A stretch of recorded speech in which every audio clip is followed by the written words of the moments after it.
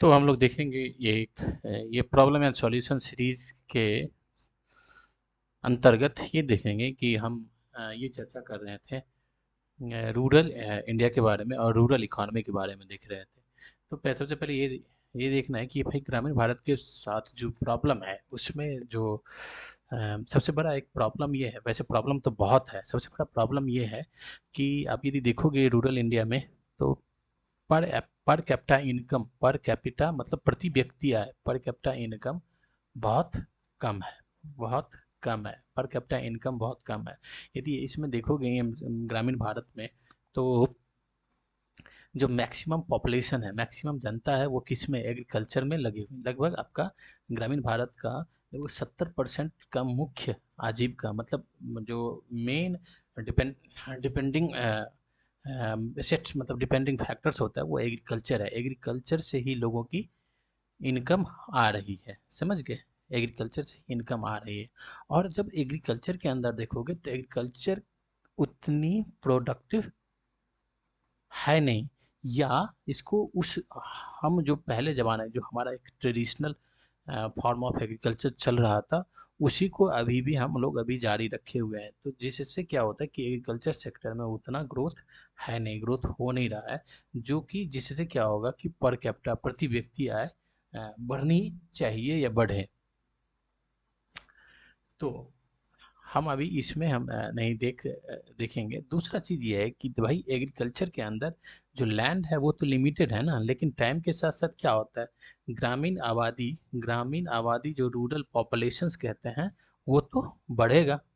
अब पॉपुलेशन बढ़ेगा, तो मान लीजिए 10 हेक्टेयर का कोई फील्ड है, तो वो 5 लोगों में बटेगा तो 2-2 हेक्टेयर का हो जाएगा, समझ गए। तो ये एक प्रॉब्लम तो है ही इंडिया, रूरल इंडिया के अंदर। लेकिन मेन ये प्रॉब्लम जो है, हम इसमें चेक देख रहे हैं कि 70% लोग जो हैं उनका आजीविका का मेन साधन है एग्रीकल्चर है। ठीक। तो एग्रीकल्चर है, तो भाई इस लेकिन उसके साथ साथ मेन ये है कि जो उस एग्रीकल्चर से प्रति व्यक्ति आय उतना अच्छा नहीं हो रहा, प्रति व्यक्ति आय कम हो रहा है। और दूसरा चीज़ है कि हमारा टारगेट ये है, मतलब इंडिया का टारगेट ये है कि 2047 तक हम बनेंगे क्या, डेवलप्ड कंट्री। डेवलप्ड कंट्री का मतलब क्या हो गया, जो हमारा पर कैपिटा इनकम जो होगा वो 14,000 डॉलर से ज़्यादा होगा। ठीक, ज़्यादा होगा। तो भाई इट इज़, क्या कह सकते हैं, इसके लिए बहुत फैक्टर, बहुत लेवल पे काम करने की ज़रूरत होगी, जिसमें कि गवर्नमेंट कर भी रहा है। तो हम अभी उसको भी नहीं मतलब ट्राई करने की कोशिश करेंगे। और दूसरा चीज़, हम अभी एग्रीकल्चर सेक्टर को भी देखने की कोशिश नहीं करेंगे।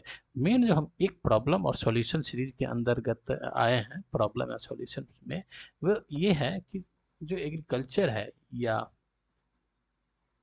रूरल इंडिया है, उसमें डिसगाइज्ड अनएम्प्लॉयमेंट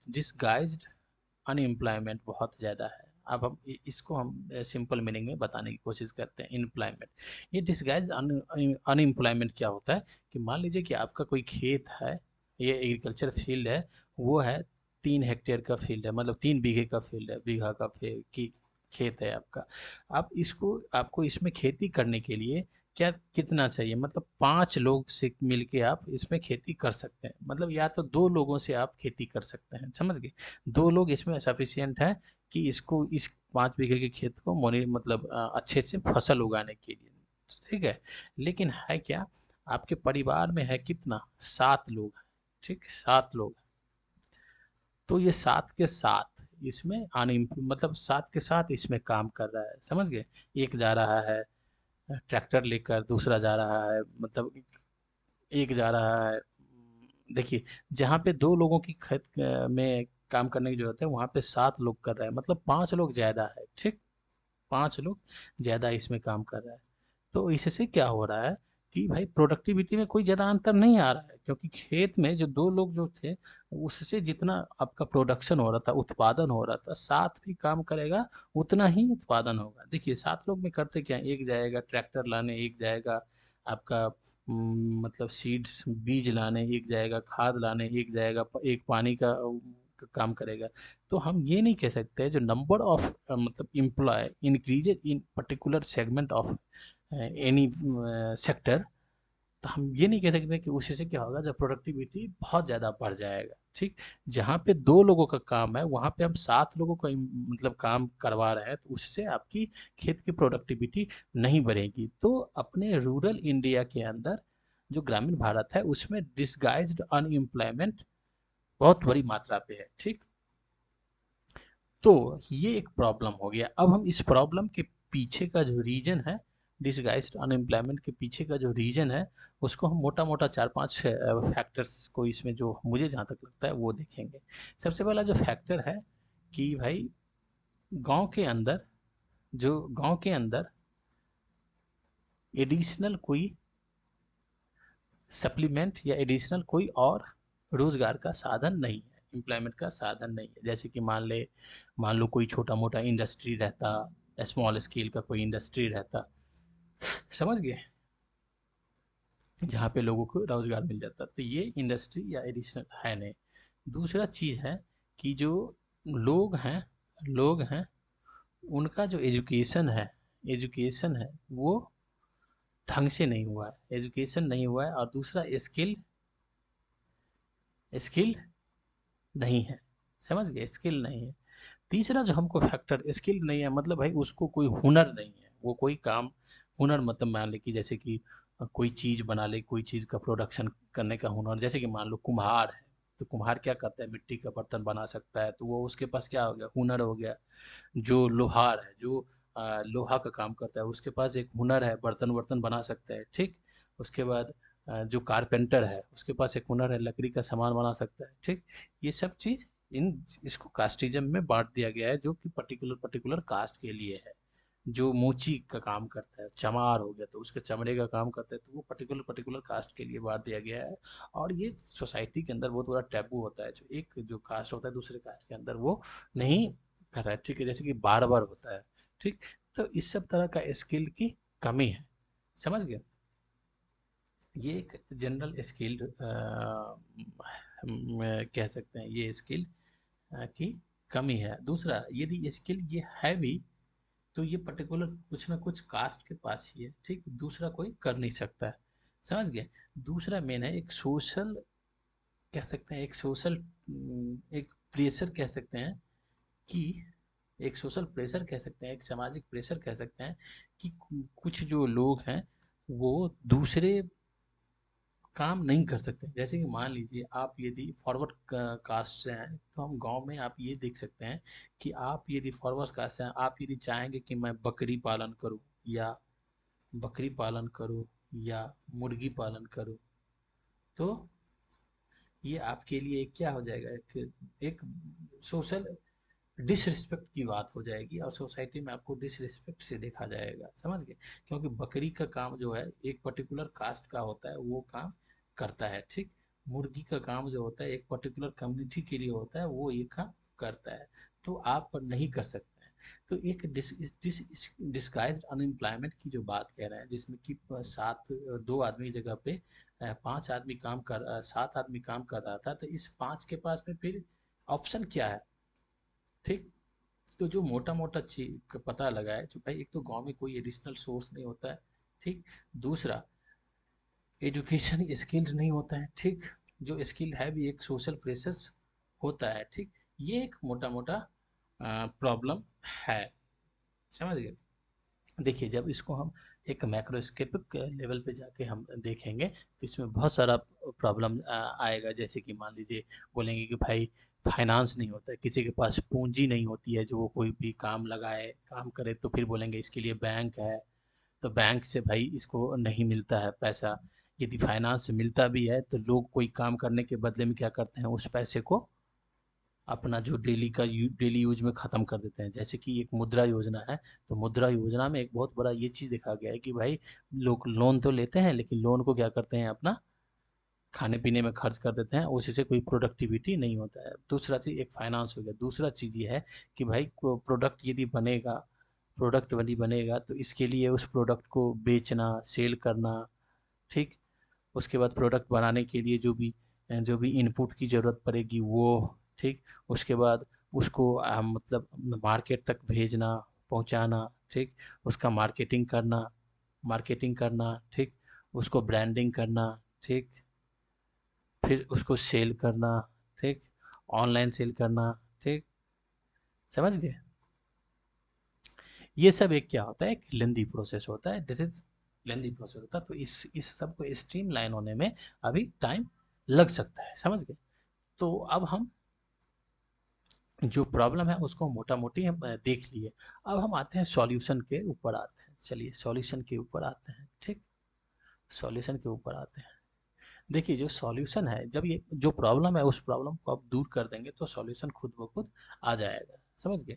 देखिए सॉल्यूशन जो होता है वो एक one size fit for all, one size fit for all नहीं हो सकता। वन साइज फिट फॉर मतलब क्या, जो एक अपर, जो कह सकते हैं ना, आपको ऊपर में आप पॉलिसी बना दिए और उसी पॉलिसी को एक पॉलिसी बना दे तो वो तो चलो फिर ठीक है, एक पैरामीटर हो गया, एक आपका एक गाइडलाइंस हो गया, एक कह सकते हैं एक ये पैरामीटर हो गया, इस पैरामीटर पे आपको चलना है। जैसे कि हम आपको फाइनेंस देंगे, हम आपको बैंकिंग लिंकेज कराएंगे, हम आपको मार्केटिंग देंगे, हम आपको ग्रेडिंग देंगे, हम आपको ब्रांडिंग देंगे।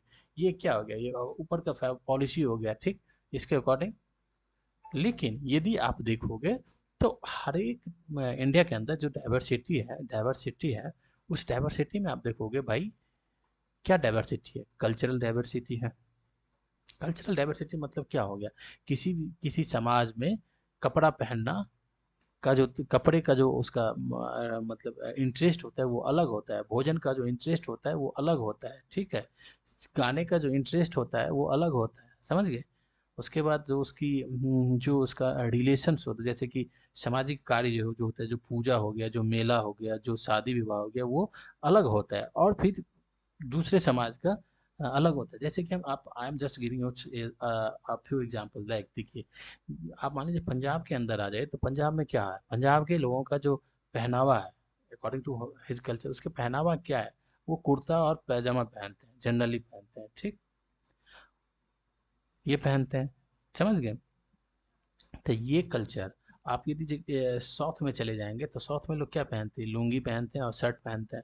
तो अकॉर्डिंग टू हिज कल्चर यहाँ इनका इंटरेस्ट और इनका इंटरेस्ट अलग है। तो यहाँ पे क्या हो गया, कुर्ता पैजामा का एक स्कोप बनता है, यहाँ पे क्या बनता है प्रोडक्शन के लिए, यहाँ पे क्या बनता है, लुंगी का एक बनता है कि नहीं है। ये तो नहीं है कि भाई कुर्ता पैजामा ही आप बनाएंगे या लुंगी ही आप बनाएंगे, नहीं, यहाँ पे उस चीज़ का डिमांड है, यहाँ पे इस चीज़ का डिमांड है, उसके अकॉर्डिंग आपको डेवलप करना, उस चीज़ को बढ़ाना पड़ेगा, समझ गए। तो इंडिया के डाइवर्सिटी को आप जब देखते हो तो एक कल्चरल डाइवर्सिटी हो गया, दूसरा चीज़ देखते हो कल्चरल डाइवर्सिटी हो गया, लैंग्वेज पे डाइवर्सिटी हो गया। अब देखिए लैंग्वेज पे हम डाइवर्सिटी में ये देखते हैं, जैसे कि सॉन्ग देखिए, सॉन्ग ही है, ठीक, सॉन्ग मतलब गाना हो गया। तो भाई इतनी सारी लैंग्वेज है, आपका लोकल लैंग्वेज है, फोक सॉन्ग होता है, ये होता है, तो अलग अलग होता है ना। ये भी तो एक एम्प्लॉयमेंट का जनरेशन का भी तो पार्ट है ना, क्योंकि भाई आप जब गाना करते हैं तो उससे क्या होता है, उसका रिकॉर्डिंग होता है, उसको फिर डिस्ट्रीब्यूशन होता है, कैसेट बनते हैं और फिर वहाँ पे बस बेचा जाता है। तो ये एक अपना एक इसका एक इंडस्ट्री होता है। तो इंडिया के अंदर इतनी सारी डाइवर्सिटी है, तो कहीं पे कोई कल्चर किसी के ऊपर डोमिनेट करता है, कोई कल्चर किसी के ऊपर मतलब न्यूट्रल न्यूट्रल रहता है, सबकी जगह, सब जगह एक से समान रहता है, समझ गए?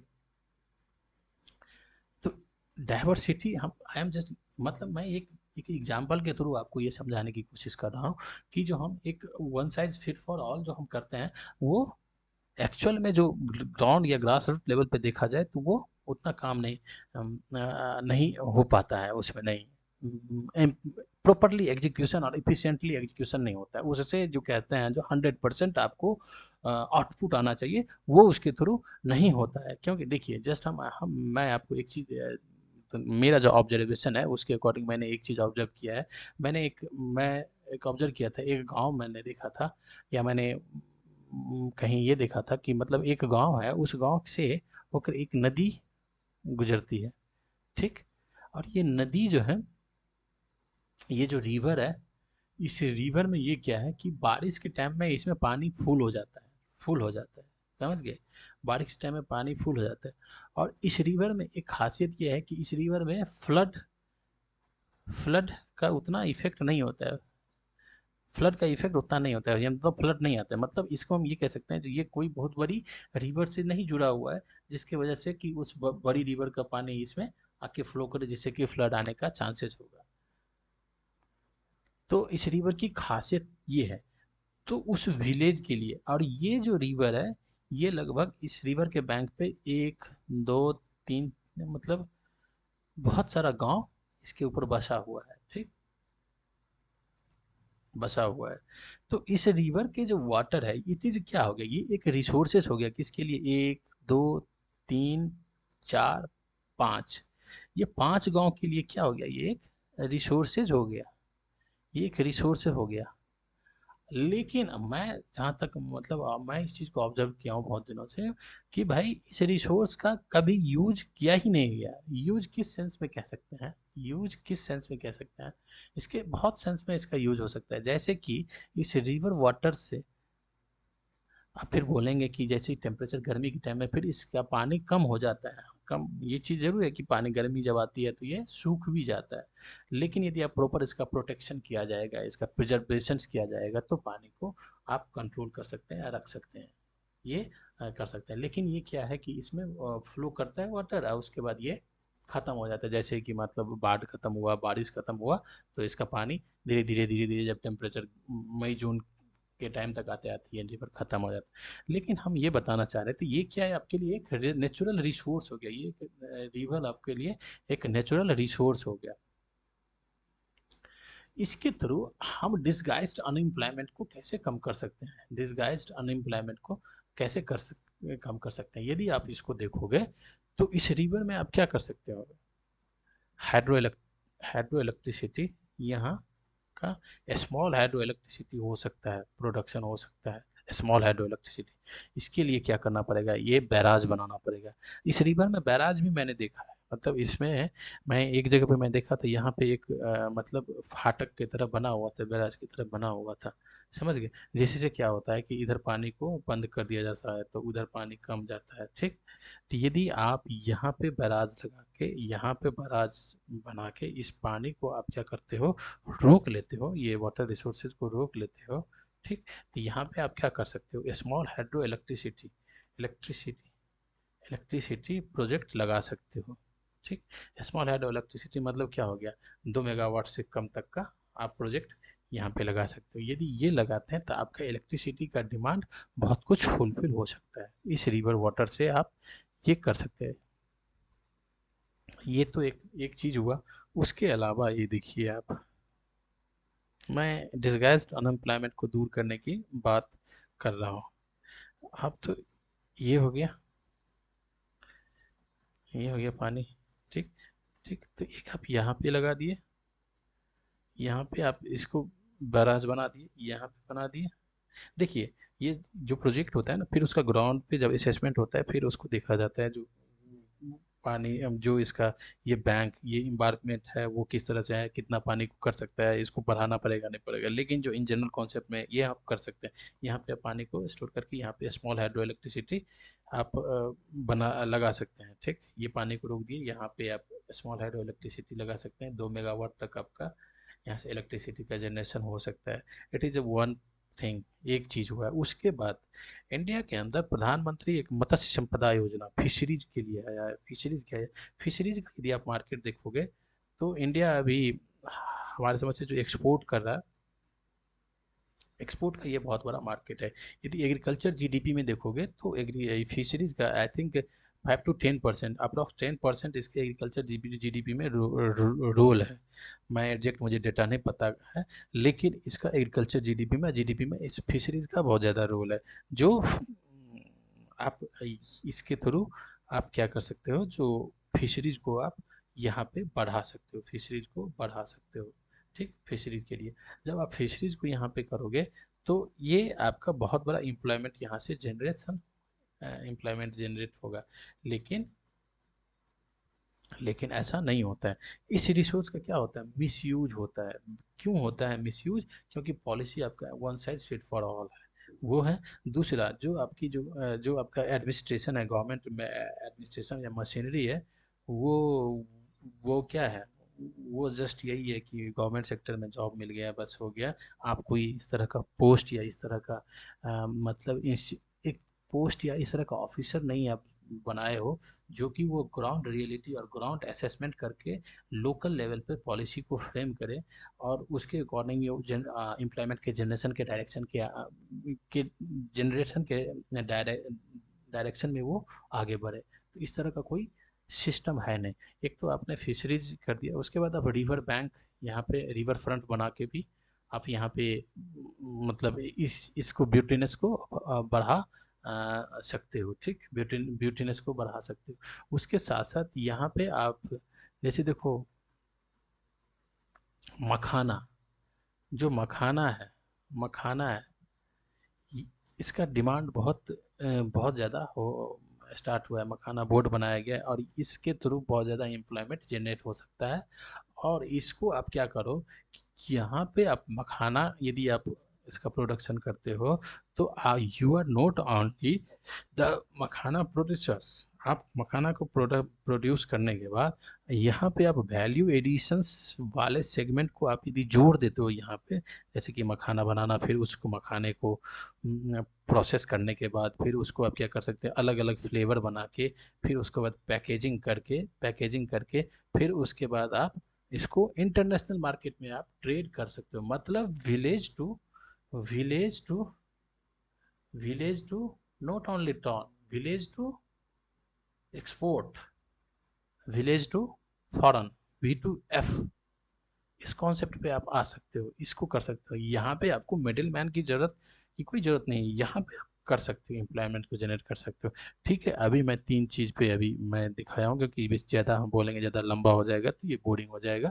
ठीक, मैं मतलब नेक्स्ट में आपको और दिखाऊंगा जो इस रिसोर्सेज से हम कैसे और हम मतलब एम्प्लॉयमेंट को जनरेट कर सकते हैं और डिसगाइज अनएम्प्लॉयमेंट को कम कर सकते हैं। इससे क्या होगा, पर कैपिटा इनकम ही नहीं बढ़ेगा, उसके साथ साथ क्या होगा, गांव जो रूरल रूरल इंडिया है ना उसमें स्टेबिलिटी आएगी। और जो ये माइग्रेशन जो हो रहा है, ओवर माइग्रेशन जो हो रहा है अर्बन एरिया की तरह, सो एक अनबैलेंस डेवलपमेंट या कह सकते हैं अनबैलेंस डेवलपमेंट की तरफ जो हम बढ़ रहे हैं, तो उससे अच्छा हम लोकल या विलेज लेवल डेवलपमेंट या विलेज लेवल पॉलिसी फॉर्मेशन की तरफ के डायरेक्शन में जाएंगे तो एक बेटर अपॉर्चुनिटी और बेटर आउटकम आ सकता है। इसमें पंचायती राज इंस्टीट्यूशन का क्या रोल हो सकता है वो हम नेक्स्ट में हम देखेंगे। उसके बाद जो स्वयं सहायता समूह जो SHG कहते हैं, सेल्फ हेल्प ग्रुप, उसका क्या रोल हो सकता है उसको देखेंगे। फिर NGO को कैसे हम इसमें मतलब लाके हम इसको हम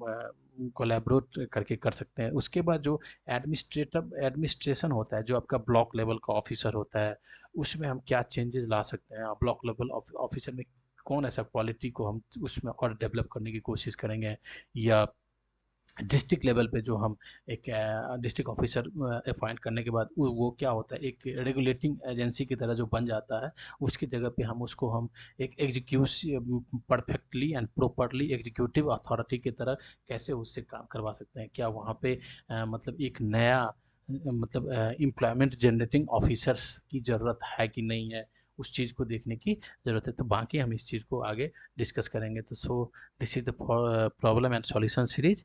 तो इसमें हम ऐसे ही अलग अलग मतलब प्रॉब्लम को हम देखेंगे और उसको हम देखेंगे कि जो क्या इसमें सॉल्यूशन हो सकता है। This is my observation, it is my solution.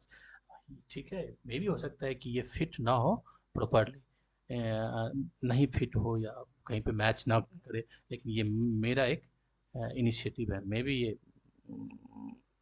B आपको अच्छा लगा हो। Thank you for watching it.